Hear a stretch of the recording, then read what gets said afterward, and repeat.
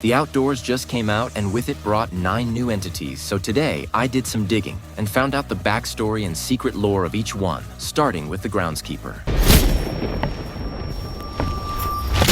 The Groundskeeper is the main entity we see in the Outdoors and is neutral, only killing us if we step on the grass. This is because according to Gramps, if we touch the grass, the vines can take us over and can use us as a host, so killing us would be the easiest option for the Groundskeeper. From this, we can see that the Groundskeeper seems to have the purpose of keeping the vines at bay and away from the hotel as implied by the cut vines at the entrance of the Outdoors, and also the fact he fights all of the vine-corrupted entities like the Eyestalk, Mandrake, and Brambles. It also seems like the Groundskeeper was employed to do this by Curious Light, as implied by him saying that he is just doing his job and that he's doing a good job. More proof of this is seen in his outhouse, which he uses to teleport, which is seemingly powered by Curious Light, as implied by the large star symbol on it. Even more proof of this is seen if we look at his eyes and aura, which are both yellow, implying that Curious empowers him in some kind of way, like how guiding empowers us. This would also explain why he's neutral. If he is connected to Curious, then he would follow after him and appear neutral to the player, only doing its purpose. We also know that it isn't meant to kill the player, because Curious literally says he didn't make it to do that, and that he isn't like the other entities which are made to kill us. But besides his purpose and connections to Curious, the Groundskeeper is also one of the strangest entities we've seen so far because he's intelligent, has confirmation that he was birthed as implied by Gramps, and actively cooks and eats his food, as we see a stupid monument being cooked over a campfire which Gramps asks us to eat with them for dinner. But there's one unfortunate fact about the Groundskeeper, and that's that the vines are actually starting to corrupt him, as we see the vines crawling up his body. We know that he wasn't born like this because Gramps is his relative and has no vines, implying these vines are recent, but because of Curious, he's somehow keeping the control at bay. But that's it for the Groundskeeper, so let's get into Gramps.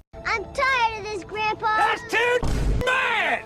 Now, because Gramps' name implies that he is a grandpa, that implies one of two things. One, Gramps is the grandpa of the Groundskeeper, and the Groundskeeper's parents somehow died or were corrupted, possibly to the vines. Or two, Gramps is the dad of the Groundskeeper, and the Groundskeeper has some sort of son, which would explain the drawings in the cabins, unless, of course, the Groundskeeper is drawing these or drew these as a kid. But besides his name, we see that his skin and eyes are very similar to Jeff's, possibly implying a connection between the two in some kind of way, which we might see in a later floor. Past this, we also see that if we bring Gramps 8 lotus petals, then he can make a lotus, an item that can respawn us where we place it down if we die. Now, what interests me about this is how does he know what a lotus is? I mean, I know the world lotus is near his house, but how did he ever understand how to make that? My best theory on this is either one, he copied the design of the world lotus, or two, whoever Grandma has taught him from family tradition or guiding light or something. But that's it for Gramps. So let's get into some of the smaller entities.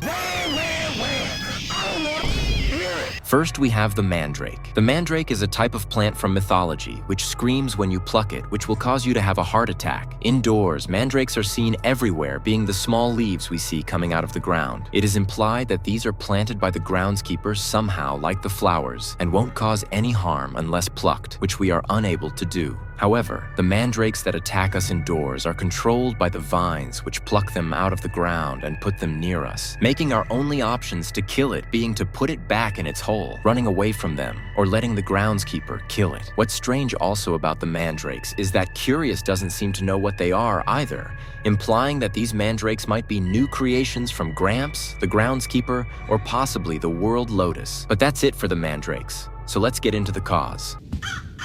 The Caws are just crows, but with bigger eyes like Louie and are all over the Outdoors. They are easily startled by noise and will run away if anything gets near them. However, if we feed them bread, we can get an achievement and they will actually eat it, just further confirming they're organic. But that's it for the Caws, so let's get into Surge.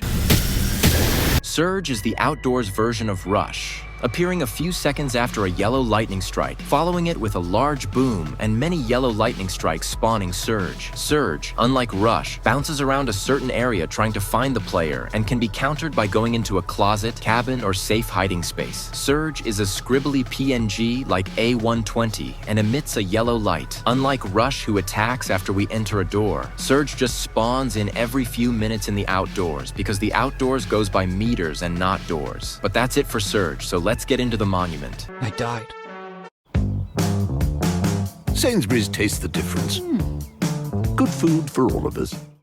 over 100 million times. The monuments are a mix between organic and stone structures. They seem to be a type of carnivorous animal like dupe that has adapted to the outdoors, using the stone monoliths as structures to mimic and slowly creep up on the player using a weeping angel mechanic. These monoliths are eaten by the groundskeeper, as we see one being cooked on a fire at his base. These monoliths, when in a place for too long, seemingly get corrupted by the vines, as implied by this secret cutscene where we see a monolith fighting the vines which are damaging it, showing that the vines are truly trying to corrupt anything they can. But before we get into the eye stalk, make sure to comment "I hate monuments" if you've made it this far, because they are seriously the worst entity indoors. But that's it for the monolith, so let's get into the eye stalk.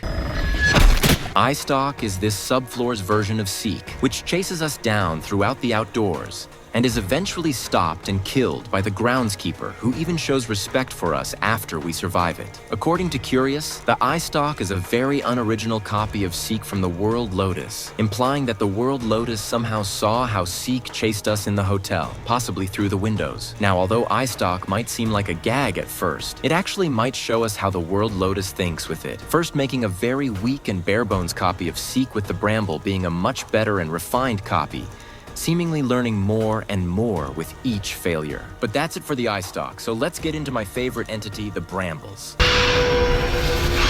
The bramble, according to Curious Light, is not actually an entity, but the World Lotus making vines that copy the function of multiple entities. The bramble is a bundle of vines from the World Lotus that have taken over a lamppost, acting as a sort of reverse eyes. When you look at brambles while the lamplight is on, he can damage you from a far distance, and if you get close, he will kill you, similar to the figure with his spotlight, which might even possibly be the reason why the World Lotus chose a lamppost, because it was copying the figure. It seems like the World Lotus made bramble to protect itself against the groundskeeper, which seemingly was trying to kill it, as implied by the traps he set around the World Lotus's vines. This would explain why it tries to attack the groundskeeper, and also why it was made so strong compared to the other entities. Curious Light says that it copies entities, implying that because the World Lotus couldn't corrupt the groundskeeper, so it copied its movements like how it did to Seek, and used them to make bramble, explaining its walking patterns and tendencies to teleport between lanterns, similar to how the groundskeeper does in the outdoors. It would also explain the ending of the outdoors, with bramble fighting the groundskeeper in the same style that it moves, showing its copying abilities. But past the groundskeeper, it seems like the World Lotus also is learning from its mistakes with the eye stalk, and is partially copying Seek's goo mechanics, as we see that the vines seemingly can allow bramble to appear anywhere similar to Seek's black goo, combining the figure, groundskeeper, and Seek's abilities into one entity. This implies that the World Lotus can actually see through its vines, as implied by it somehow knowing what Seek and the figure is, possibly implying us fighting it in a later floor. But that's it for bramble, so let's finally get into the World Lotus. Now, the World Lotus is the strangest entity we've ever seen indoors. It seems to be inspired by the World Tree, a tree in Norse mythology that connects the heavens in the leaves, the earth in the stem, and HE double hockey sticks in the roots. But unlike the World Tree, the World Lotus somehow gains some kind of intelligence, despite it literally just being an anchor, and is using its vines to spread its control over the outdoors. We see that it is even trying to reach inside the hotel and mines, but Guiding Light and the groundskeepers stop it before it gets too far. We also know that apparently Curious Light is observing the World Lotus more than any other entity, because of its ability to corrupt entities like how Seek can, but instead of corrupting the living, it corrupts the dead, killing its victims first. But past that, the rest I could say about the World Lotus is just theories, so I'll leave that for another video. But what's your guys' favorite entity? Make sure to like and subscribe and watch this.